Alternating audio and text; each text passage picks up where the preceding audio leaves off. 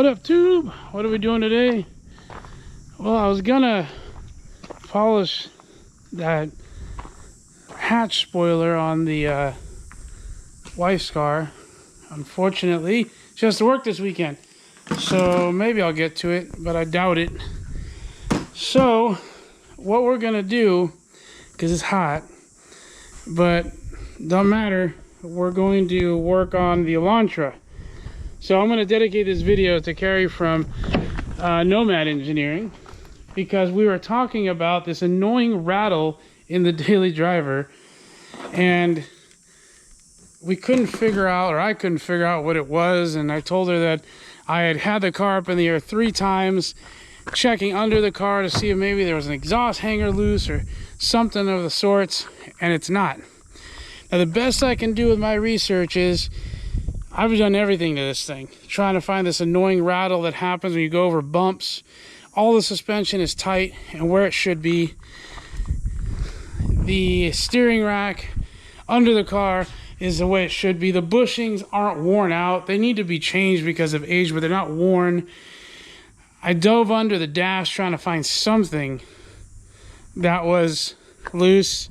I've taken the cowl off, dug in there, nothing's loose. Nothing of this stuff is loose.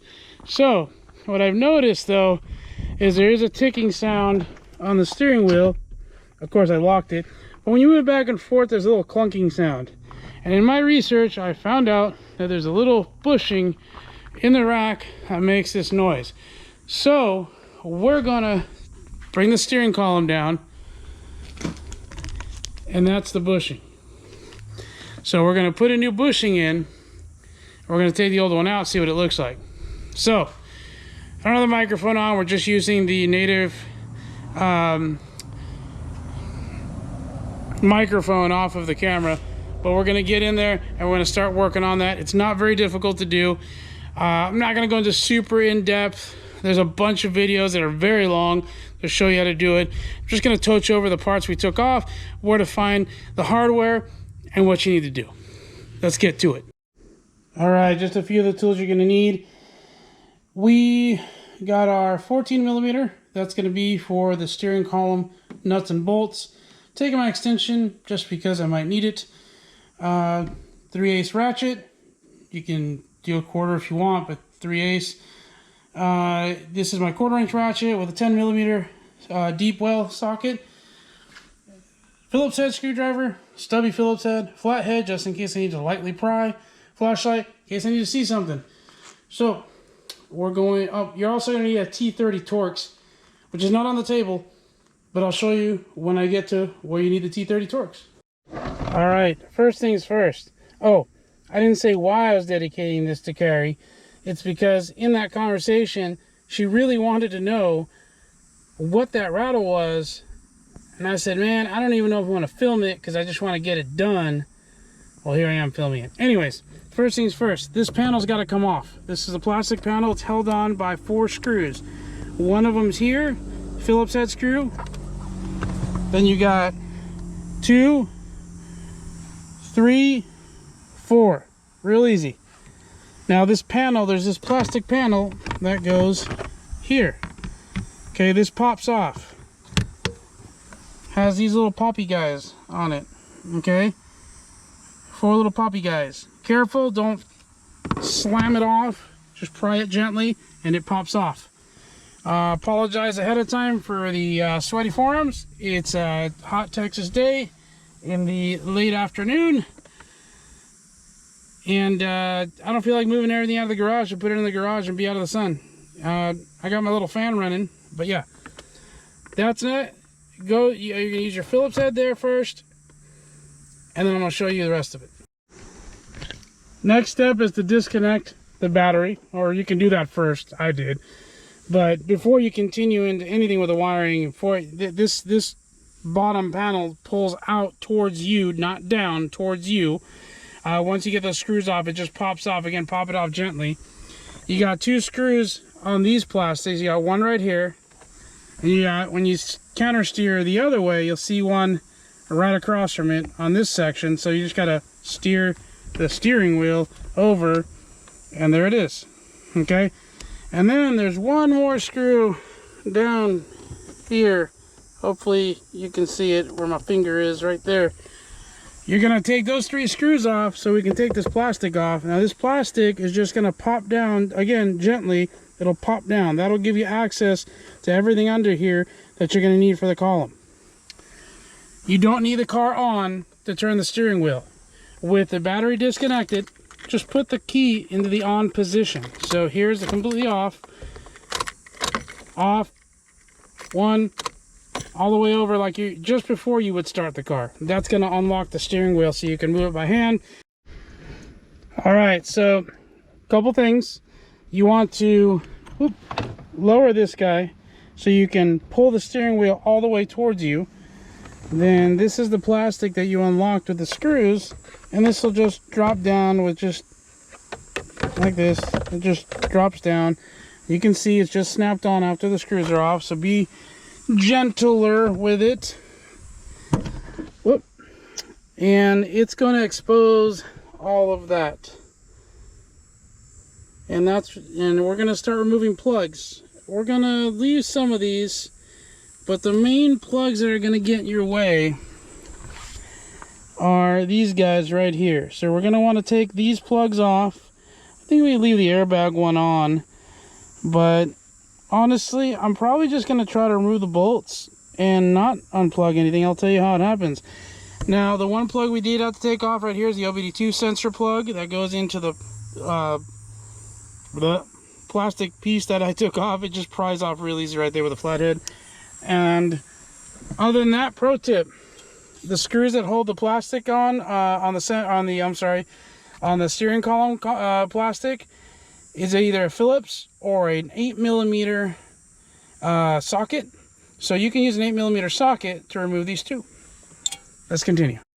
All right, we got to take this metal plate off, because if we don't, then we can't drop the steering rack all the way. There's 1, 2, 3, 4, 5, 8mm. Shouldn't be too hard. Let's get the ratchet and get it off. Sorry, 10mm.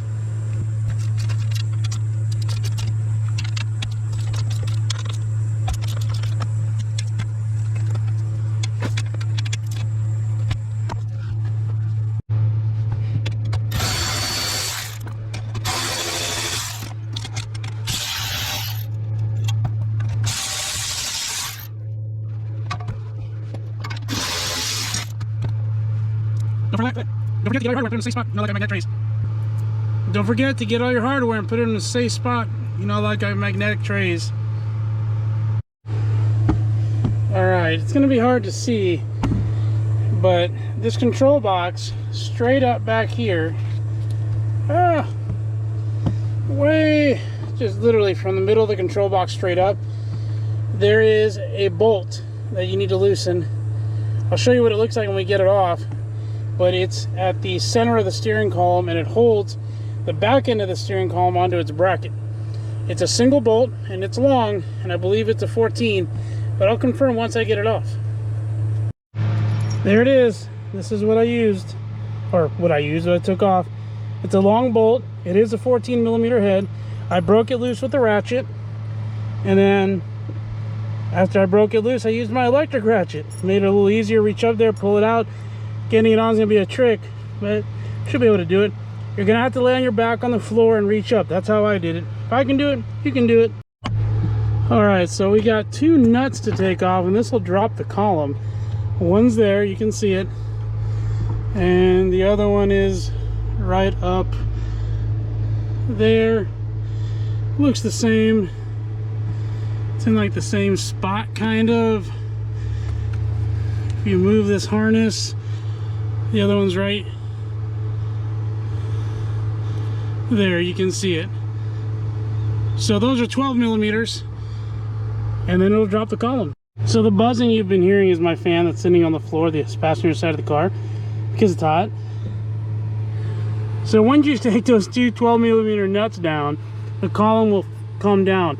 It's not super heavy, but be careful, you don't want it falling on your head while you're under there. This is your motor. This is where that darn thing should be in.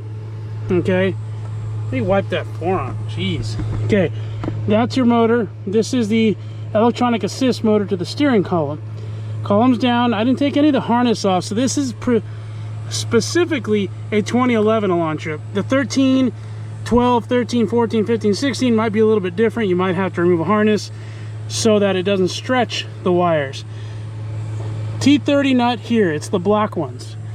Okay, there's 3 of them, 1, 2, and 1 in the back. We're going to take those off and we're going to expose it and see what the heck it looks like. Okay, so these front 2, easy, just the T30 socket Torx or whatever you have, and they loosen up nicely. This back one's a little bit of a pain, but at least on the 2011 Elantra you can drop this all the way over, scoot this way, everything's still plugged in, and get that ratchet on there and then just break it loose. And once it's loose, you can work it out by hand. Another semi-pro tip, masking tape. This is the upper plastic to the steering column. Yeah, look at that. Gets out of your way. You don't want to disconnect all this. Look at all these tabby guys. No. Just stick it up there. Once you got these off, all 3 of them, this just lifts up like so. And heck, here's the funny thing. There it is. And ours isn't ruined. So this is not the issue with our clunk. This is the little rubber guy that usually gets damaged over time. Now I'm in here and you can see, I'm going to put up a picture of what it looks like when it does get damaged. And when it does get damaged, these teeth hit these teeth and it's metal on metal, and then you got a clunking sound. So now we know that this isn't it. So we did all this work and this isn't it. I'm here, I'm going to put a brand new one in. It's made like of a urethane rubber material. Putting this back together, when you put the motor back down onto the column, don't force that onto here. Align it the way it came down, okay, so like so, and it'll align itself.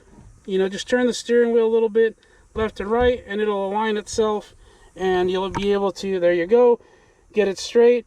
Start your Torx screws by hand and then torque them down to about their M6s, so no more than, I would say, 6 to 7 foot-pounds. I know there's a OEM foot-pounds of torque, but they weren't very tight. Usually an M6 bolt goes to no more than 6 foot-pounds. So we're going to put one of the new ones in, put this all back up, and I'm not going to bore you with all that because putting it back together is the same as disassembling it, just in reverse. So that back one, that's going to be a little bit of a pain, but we'll figure it out. At least we know that this isn't it and the suspension's tight.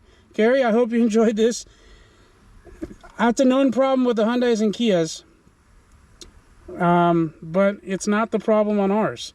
So I hope you enjoyed this adventure for nothing really, but oh well, at least we eliminated one more possibility of the clunking noise or the vibrating noise. I honestly at this point think it's a piece of plastic that's loose somewhere and it's just vibrating. Thanks for following us today. It's kind of a boring, not too exciting thing, but if you have a Hyundai, and look, it fell. My trick didn't work too well, did it?